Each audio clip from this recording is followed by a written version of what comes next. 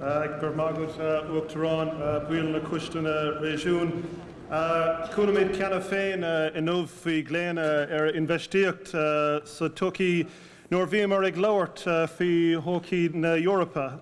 In our cruinneacha omlánach tá méid ag leanúacht ag labhairt in leanúacht ó an isteacht faoi na dúsláán atá ronas na catharcha agus na réisiún. Car aga a thuairt dúsláán donatha idir catharach bheoga agus mhóra fud an Aontas Eorpa.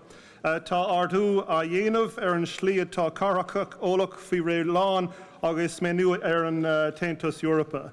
Sa chlár ibre an Taontas Eorpa cuireann sé planana gníomhíochta fáil chun chorthú le carach agus táthíigh fractacúil a chur fáil an tionscar atá ag gnothí an Aontas Eorpa saol le húil na caracha agus na saoránaíochta.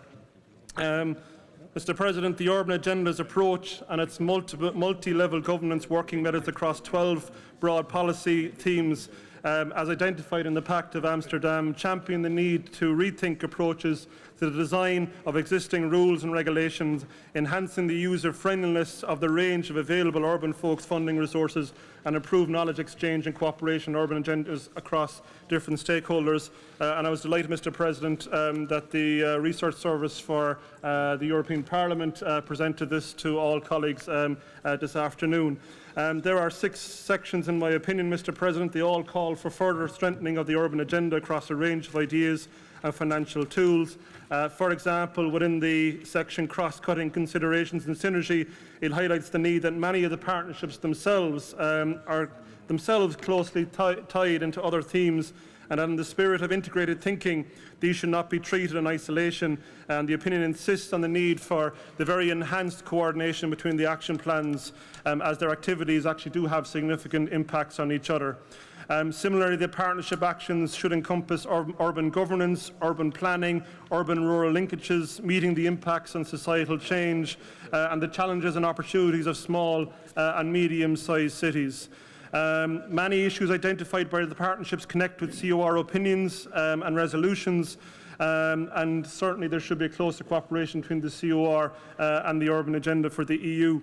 On resourcing the urban agenda, Mr. President, I wish to commend the partnerships for dedicating their own resources and the efforts carried out by the European Commission in facilitating the implementation of the urban agenda. The opinion is concerned by the distinct possibility of a lack of ownership emerging due to the current design and operation of the partnerships, notably the voluntary profile of the overall governance structure and the passiveness on the part of certain member states and some internal organisation kind of issues. We need to get more member states buying into this process. Excuse me. And I think it's important as well that to deliver a credible and well-planned outcome via the partnerships, there's an obvious need for a stable multi-annual budgeting provision. So the opinion requests that the future of the MFF and cohesion policy reflect the roles of cities and urban areas, enhancing the integrated tools and mechanisms to empower and support cities and regions directly.